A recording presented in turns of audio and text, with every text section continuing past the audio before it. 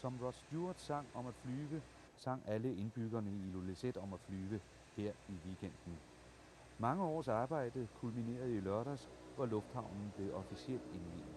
En lufthavn til fastvinget fly, som får stor betydning for både erhvervsliv, turisme og kulturlivet i Diskobugten. For slet ikke at tale om samfærdslen mellem indbyggerne i hele Diskobugten og i det øvrige Grønland, som Grønlandsfly nu vil muliggøre, og så i øvrigt til rimelige priser. Den officielle indvielse i lørdags skete først ved, at direktøren for GTO, Gunnar P. Rosendal, overdrog hele lufthavnsprojektet til grønlandsminister Tom Højem. Og jeg gør det ved at overdrage ministeren den tekniske godkendelse fra Statens Luftfartsvæsen, tilladelsen fra Statens Luftfartsvæsen til at tage lufthavnen i brug, og tilladelsen fra GTO's bygningsmyndighed til at tage bygningerne i brug. Tunniunnaadu pissuuq аллагартат uppernarsaatit silaannakku angallanami qullersaarfimingaanniik uuma mittarfiup atorneqarsinnaanu neranut akuorsissut kiisalu kiitiumingaanniit illorsuuyuku atorneqarsinnaanaanut akuorsissut аллагартаат tunniunnaatigut.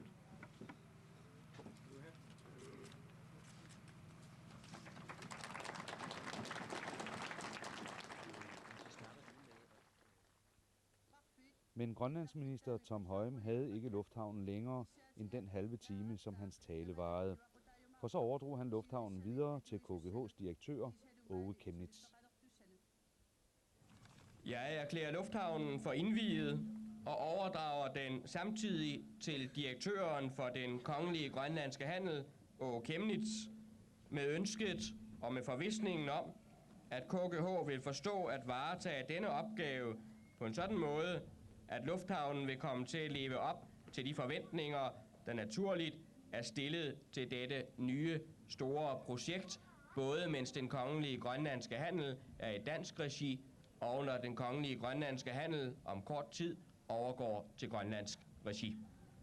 Taamaalillua mittaffik atoqqaartineqartutut naunaarutigaara tassungalu atatillu KGH-direktørmut uukimnitsimut tunniullugu kissaalluit KGH suliassanik tamatuminga paasinilluartumik ingerlakkumaaraa taamaalluni ingerlatassaruissuarmut maanga suurunami isumalluarnerit pakatisinniarnagit. Jeg gør det ved både at give direktør Kemnitz de papirer, som jeg netop fik fra direktør Rosendal, men samtidig, og det er nok tungere, også ansvaret. Kiisaluamma ullumikkut nalaafiuataanit KGH kisianili nalungilarput naminersornerat suningaani tuuneqartusaasoq tamanal tunniusinera pissaaq pappilissat tunniuneqartut ingerlateqqinnerit sigut mittarfimmut illutaanut tungatillu.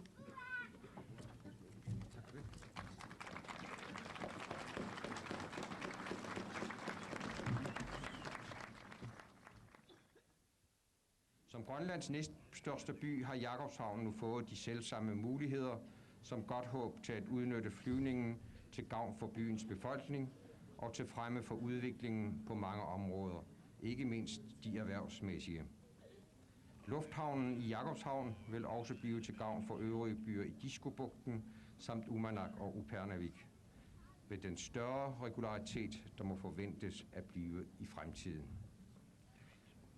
Kadaasin nunaani illuqarfiit annersaatulliatut ilulissat maana toriarfissaqalerсима oornuutulli timisartornerut tungaatigut iluaqutissaqalerсималлуни illuqarfiup inuttaasa iluaqutissaanik aamalu ineriartorneru maani asiingitsorpassuartigut minnerungitsumillu inuustissarsuornerup tungaatigut iluaqutigiumaaгассааник mittarfittaaq ilulissani kisia illuqarfimmu maangaanaq iluaqutaanani Diskobugtimillu illuqarfinu allanussaaq uumannamullu upernavimullu aama iluaqutaimaasaaq angalaniarnerup qulornaanerusumik aalianerusumillu ingersinnaalernissaa siunissami pissutigalugu. Jeg vil derfor ønske Jakobshavn by og alle de andre kommuner, der får gavn af denne velplacerede landingsbane og den smukt og vildt indrettede terminal for den nordgrønlandske flyvning, som jeg samtidig vil rette en tak for til de instanser, til de virksomheder, der har være med til at bygge.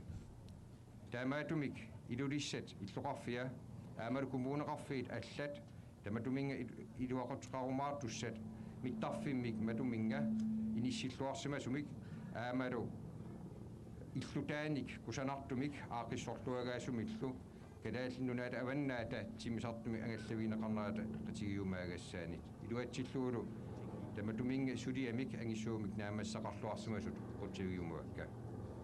Endelig skal min lykønskning også gå til Grønlands Fly, der i betydelig grad får forbedret mulighederne for udnyttelsen af sit materiale.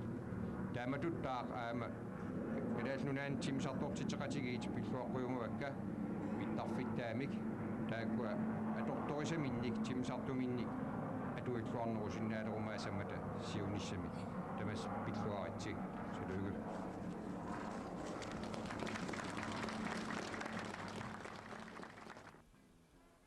Og så blev der ellers festet til toner fra Nuuk Orleans Jazzband, som var inviteret til Ilulissat sammen med Nuuk Byorkester. Og her får grønlandsminister Tom Højem sig en sving om.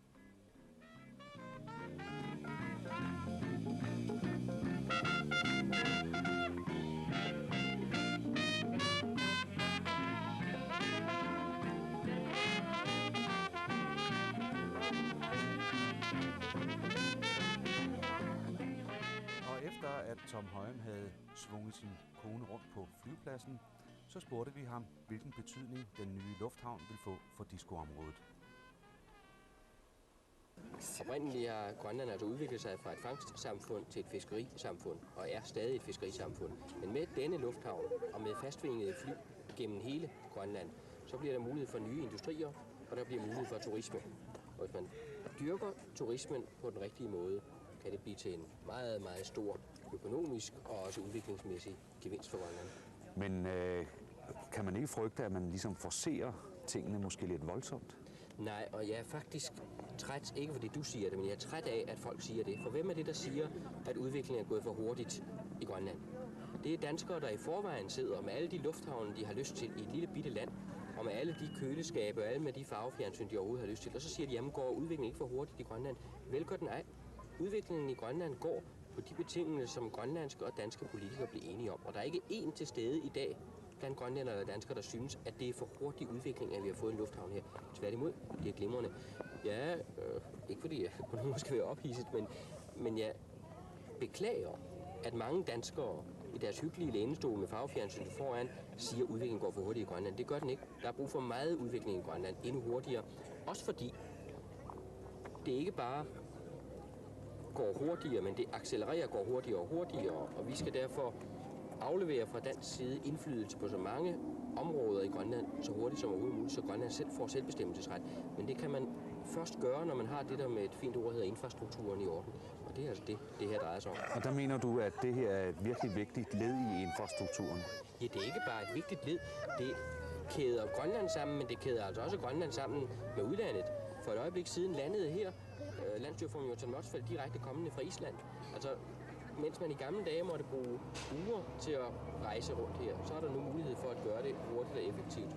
Men samtidig betyder det, at forhåbentlig i hvert fald et problem, vi havde meget, meget stærkt sidste vinter, hvor Diskobugten var fyldt med is, og hvor man bebrejdede, at vi ikke havde isbrydningsassistance nok. En del af det problem, ikke det hele og ikke det vigtigste, gik på forsyningstjenesten. Nu vil forsyningstjenesten have mulighed for at få de væsentlige varer herind hurtigt. Der lå skibe her uden for Jakobshavn, som ikke kunne komme ind. Jeg ved godt, at hovedproblemet i og for sig var, at fiskerne skulle ud og fange, men et andet problem var, at forsyningstjenesten, det klarer man også på den her måde. Hvis den udvikling, som du snakkede om, ikke kan gå hurtigt nok, hvordan vil den danske regering stille sig til de enorme investeringer, der jo skal til? For det kan lokalsamfundet vel ikke bære i første omgang? Den danske regering, den nuværende og den, der har været, vil altid stå ved det ansvar, der er over for Grønland. Når der har været, og det har der naturligvis været, lidt tilpasningsvanskeligheder mellem den borgerlige regering og det ikke borgerlige styre, der er i Grønland, så er det på overfladen. I dybden vil Danmark altid tage det ansvar, der er brug for i Grønland. Men forskellen, jeg leder ikke efter ordene, men jeg vil gerne sige det sådan alvorligt, forskellen mellem at være formynder og at tage det reelle ansvar er hårfin. Og er der noget, vi ikke vil i Danmark, så er det at være formynder over for de kompetente grønlandske myndigheder, der faktisk godt kan selv. Men det er klart, at det egentlige sikkerhedsnet er stadigvæk Danmark og vil formodentlig være Danmark igennem mange år. Men hvis Diskobugten skal være et kommende turistcenter i Grønland, så er det ikke nok med bare en flyveplads. Der må også flere senge til, og derfor også dette nye hotel, som hedder Arctic Hotel, og som kan huse 126 gæster. Hotellet har kostet ikke mindre end 25 millioner kroner. Og også det blev indviet i lørdags, og indvielsen blev foretaget af denne herre. Minut. Misigisemän oppok. Ataqqiratsilluni aamir nuannaalluni taamadut ullumikut husirime toqqaatitsinissaq. Suliaassallu. Det er mig en stor glæde og ære at åbne Arctic Hotel Ilulissat ved denne lejlighed. Der er jo ammanammi marluinnaat rejtigisavakka, og det er kun to ting, jeg vil gerne sige her i forbindelse med åbningen af hotellet. I sommerappunga hotellet, så var det med kun lidt dagfittut, at underrassak äämmer unnuusarpiulluni. Kisian äämnaat sorsuutiarpkalaallunani, taqornariartitsinu tungaatigut. Aaqqissuussinissam ilangulluni, isumaliutinut tungaviujumaartoq. Tessami landstingi pataatiminnissaan ukiamut. Tamanna taqornariartitsinermut ministeritut nuannautigarnuunautigissallugu. Tess taqornariartitsinunatsinni siunissami qanu aaqqissuunerassanarssoq. Inatsartunuqalsigineqassammat taavulu aam inatsartut sumussiunnerfaqassugut aamanu qanu aaqqissuusissugut taamaaltuk oqaluttuutissammatigut. Arctic Hotel skal selvfølgelig bruges som en transithotel og som en hotelvirksomhed i al almindelighed. Men jeg vil gerne slå fast to ting i forbindelse med åbningen af en så dejlig hotel her. Det første vil jeg gerne som turistminister i dette land meddele, at vi har sat på dagsordenen til under efterårssamlingen her i Landstinget et punkt på dagsordenen, hvor det hedder turisme i Grønland, hvor vi skal drøfte, på hvilken måde vi skal sætte rammerne omkring turismen, og på hvilken måde vi skal gribe tingene an. Selvfølgelig først og fremmest med de fagfolk, vi har inden for disse områder, men sætte nogle politiske rammer omkring turismens omfang, og i hvilken størrelse vi helst skal have turismens virksomhed i dette land. Appassalu qaisiusutate saamul tanaarakkersuustungaaninggaannit eqqartorneqartoq piusungortinniarluulu aama ukiunmakkunani periarpissaq atortariaqalaatsu pingaartumik taama hotelini pitsaatigisuni takkusalernitta akornani aammu tassani uagut inatsartuningaannit uqaasaqataanerpu tungavigalugu isumaqarpunga aammaani atoqqaatitsina taamaat atortariaqaagut nunatsinni hotelimi sulisut ilinniartitaanaasa aaqqissuussaanerusumik aaqqriviineqarnaanut tassulisut saqisutut igasutut aammalu hotelimi sulinikkut nalinginnaasum ingerlassinarmi taakkua aamma ilinniartaanerannut sullivi taama atorneqarnissaat naalakkersuusiningaanniit eqqarsaatitsin aamma pigiatsigu aammalu pimootamik aaqqissuussiviniarlugu. Det næste, jeg gerne vil sige, det er i forbindelse med indvielse af en så dejlig hotel. I det hele taget er jo mange hoteller i Grønland efterhånden. Så vi vil gerne fra landsstyret sige, tage initiativ til, i samarbejde med hotelkæderne i Grønland, etablere en fastere form for uddannelse af hotelpersonale. Tjenere, kokke og personale i hotellerne i al almindelighed, tager det op som en del af den hverdag, som Grønland befinder sig i. Og det agter vi også at tage denne del af virksomheden op til en nærmere vurdering i samarbejde med hotellerne her i Grønland. En side af samfundet, som vi mener og trænger for at få en fastere form for en uddannelsesprogram. Nakkidaasiut hotelliniarpakka maani sananisamut Grønlands fly.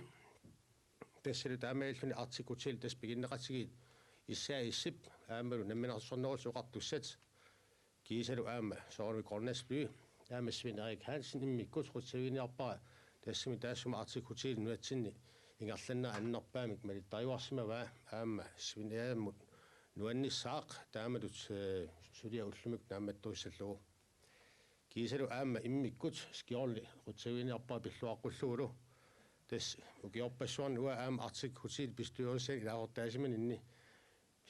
Syysin ilaortaafi nuannarnerpa ila maqaisaakku. Naalakkarsuinsim sivilittaasunngornikkut qimattaajaqarsmaakku. Jeg vil gerne ønske Grønlands Fly og Arctic Hotel tillykke med det nye hotel, Arctic Hotel Ilulissat. Og aktionærerne og specielt Svend Erik, direktør Svend Erik, har jo fulgt Arctic Hotel fra bunden af. Må det være en stor dag for dig at opleve netop indvielsen her. Og jeg vil også gerne ønske Skjold tillykke med disse realiteter, som vi ser i øjeblikket. Jeg husker den tid, jeg ser i bestyrelsen i Arctic Hotel.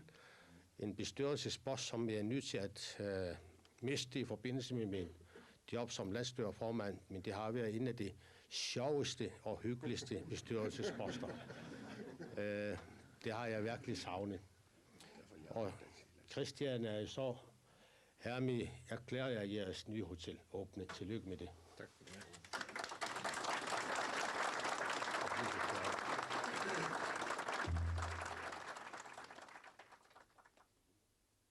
Efter lørdagens officielle indvielser spoler vi frem til søndag morgen, hvor knap 2.000 mennesker var mødt op til Carlsbergs, Grønlandsbankens og Samitjaks lufthavnsmarch, som gik fra Knud Rasmussens hus og de godt 4 kilometer ud til lufthavnen.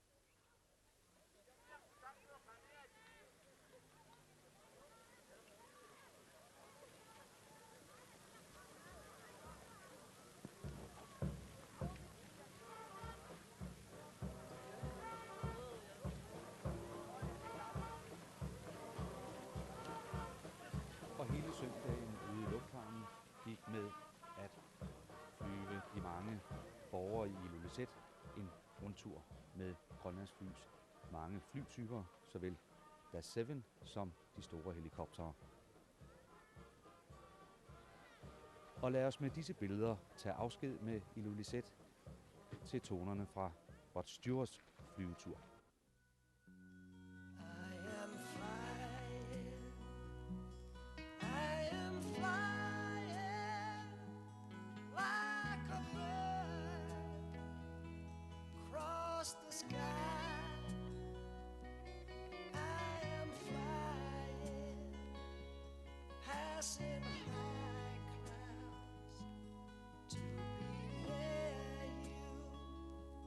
To